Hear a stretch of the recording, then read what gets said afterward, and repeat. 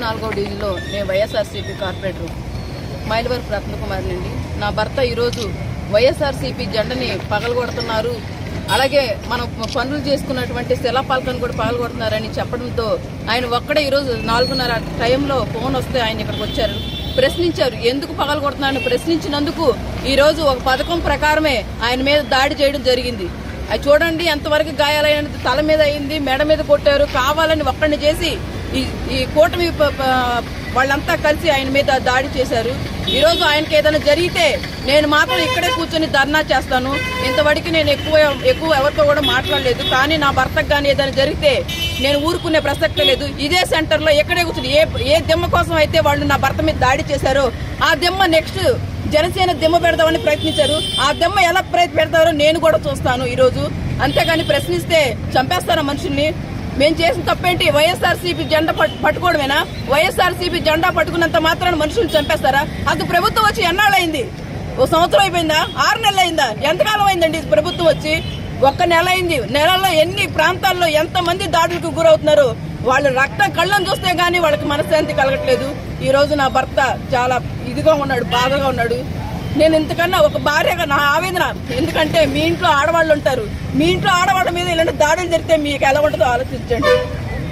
ఒక భార్యగా, ఒక ఆడదానిగా, ఒక ఆడదాని కన్నీరు ఎంతకైనా మీకు దిగదరుస్తుంది. అదోడు గుర్తుంచుకోండి. మీ ఇంట్లో ఉన్నారుగా, మీ పెద్దలు ఉన్నారుగా, చెప్పుకోలేరా? ఇలాంటి దాడులు చేయమని చెప్తున్నారా? ప్రభుత్వం చెప్తుందా ఇలాంటి దాడులు చేయమని? వైఎస్ఆర్సీపీ జెండా పట్టుకుంటే వాళ్ళని కొట్టేయండి, లేదా చంపేయండి, లేదా వాళ్ళ ఇంటి మీదకి దాడులు చేయండి అని చెప్తున్నారా ఎవరైనా? ఏంటండి ఇది? ఏ ప్రభుత్వం అండి?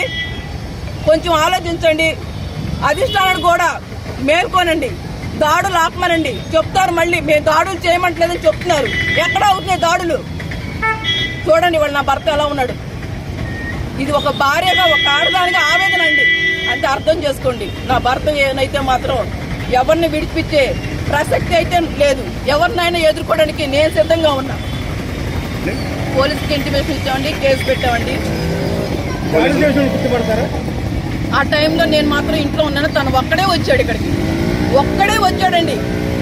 ఒక్కడే వచ్చి అడిగినందుకు ఆ సుత్తులు కూడా మీరు పోలీసుల వెహికల్లో చూడొచ్చు ఎలాంటి సుత్తులు ఉన్నాయో. ఒక దిమ్మ పగలు కట్టాలంటే ఎలాంటి మన వస్తువు వాడతామో మీరు చూడొచ్చు. దేంతో దాడులు చేస్తారండి? సుత్తండి, సమ్మిట అంటండి. 4:30 ప్రాంతాల్లో ఎవరుంటారండి? ఎవరికి వాళ్ళు పడుకుంటారు.